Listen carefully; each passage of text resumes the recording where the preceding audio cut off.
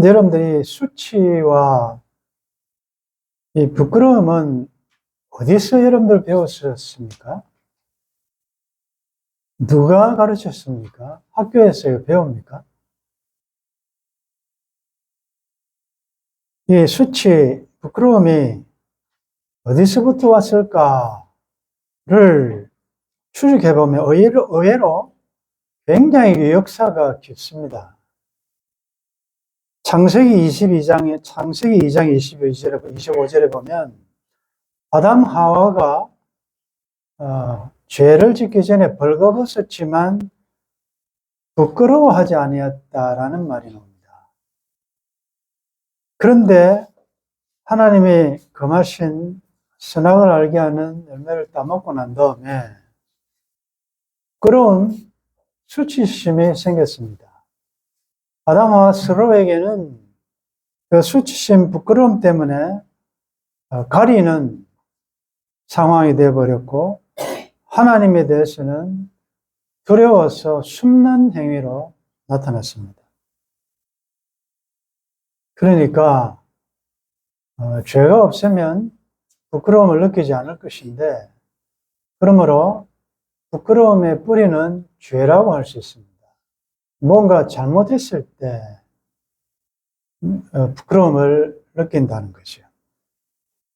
근데 역사에 수많은 부끄러운 사건이 많았는데 가장 수치스럽고 부끄러운 사건은 십자가 사건입니다. 한 사람의 잘못도 수치스럽고 부끄러운데 모든 죄인의 죄를 다 담당하시고 그래서 찬송가에 있지 않습니까? 그 부끄러운 십자가 나를 위해 주셨다. 그 십자가는 부끄러운 것입니다. 세상에 볼 때. 굉장히 수치스러운 온갖 모욕, 수치, 창피, 악인들에 의해서 벗김을 당하고 이렇게 침뱉음을 당하는 온갖 수치를, 부끄러움을 주님이 다 당하셨습니다.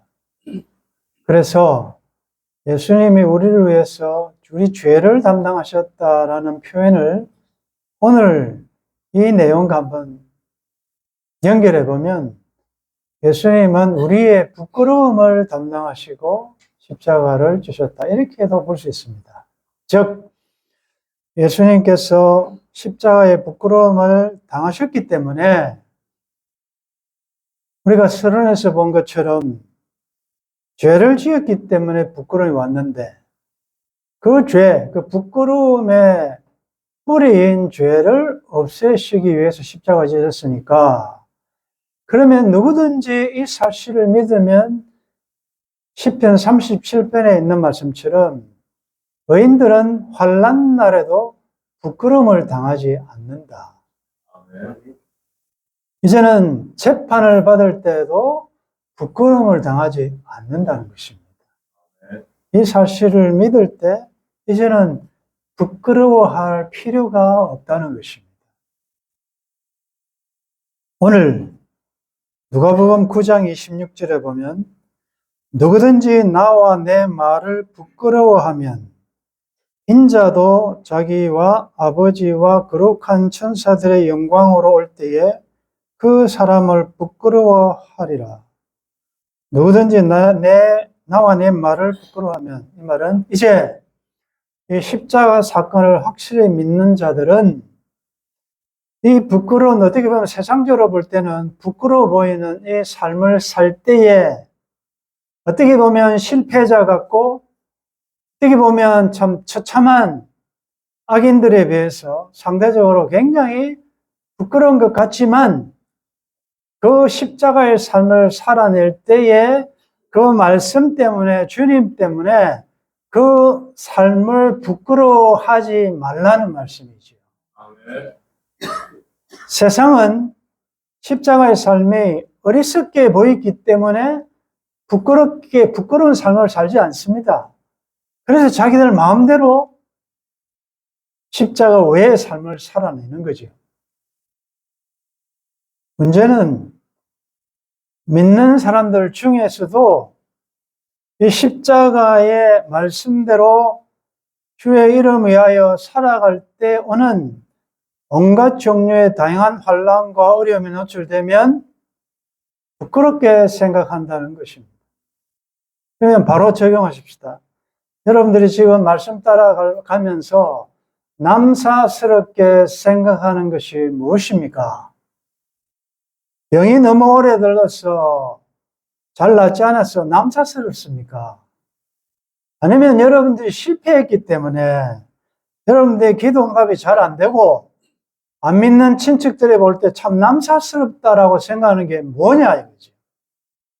만일 여러분들이 주님의 말씀대로 말씀 따라 주의 영광을 위하여 그의 하나님의 영광을 위하여 사는 삶이 세상적으로 볼 때 실패처럼 보여서 부끄러워한다면, 다른 말로 하면 말씀대로 고백하며 말씀대로 살지 않으면 주님 다시 오실 때에 여러분들을 부끄러워한다는 거죠. 그런데 부끄러워한다는 것은 이건 탈락된다는 의미입니다. 주님이 어렵다라고 최종 인정하실 삶에 들어가지 못한다는 것입니다. 그래서 시편 37편의 결론이 그것입니다. 악인의 삶이 푸른 나무처럼 청청하게 보이고 의인들의 삶이 세상적으로 볼 때는 실패처럼 보이지만 그러나 그런 삶을 살아날 때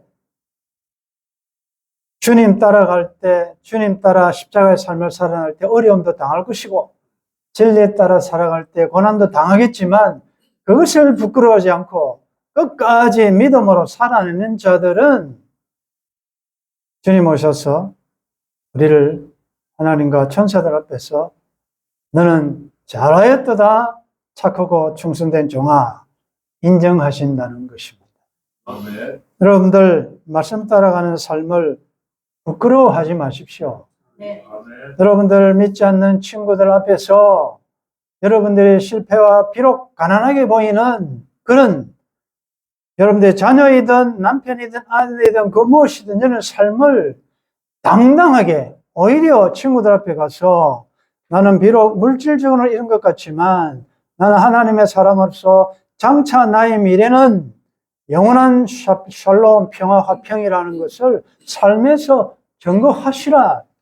이게 부끄러워하지 않는다는 것입니다. 아멘. 바울은 복음을 부끄러워하지 않았습니다.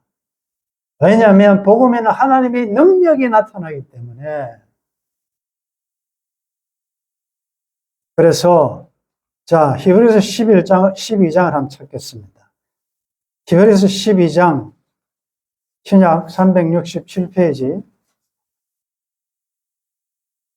히브리서 12장 2절 우리가 광야를 살아갈 때 꼭 기억하십시오. 12장 2절 3절 같이 읽겠습니다. 시작.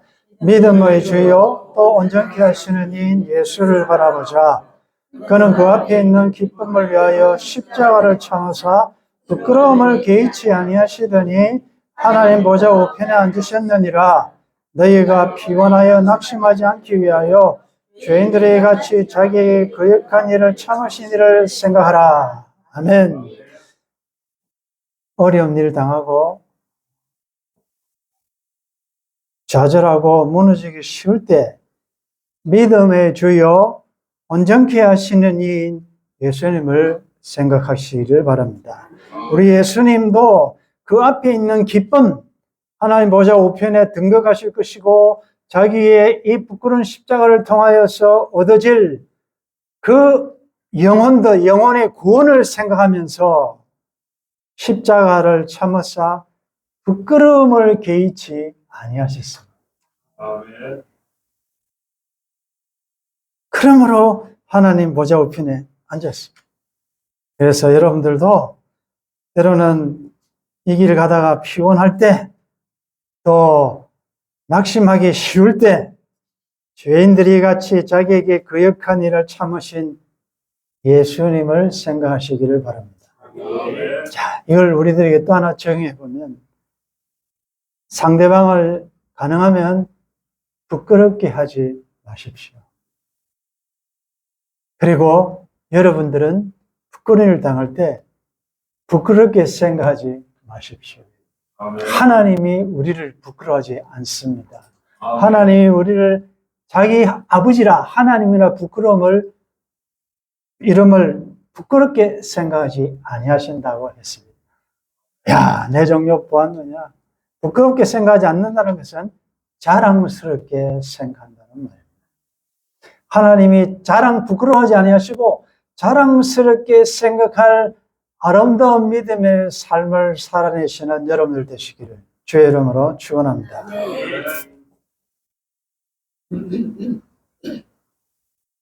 때로 눈에 보이는 것 때문에 말씀 따라가는 길이 정당하고 옳은 것임을 알면서도 때로는 남사스러운 수치심, 창피함, 복음 따라가면서도 부끄럽게 생각할 때가 혹 있었습니다. 왜? 무엇 때문에? 누구 앞에서 이런 마음을 가졌는지를 되새겨보며 뉘우치며 복음 때문에 매를 맞고 심지어 감옥에 갇히고 심지어 순교의 순간에서도 십자가의 도를 부끄러워하지 않고 십자가의 삶을 살아냈던 앞서간 믿음의 선진들처럼 나의 모습이 너무 초라하고 가진 것이 없고 친구들이 볼 때는 실패자처럼 보일지라도 주님이 드러나고 하나님의 영광이 드러난다면 그 하나님을, 우리 예수님을 부끄러워하지 않고 당당하게 자랑하는 믿음에 굳게 선 우리의 삶 될 수 있도록 도와주옵소서. 주 예수님의 이름으로 기도드리옵나이다. 아멘.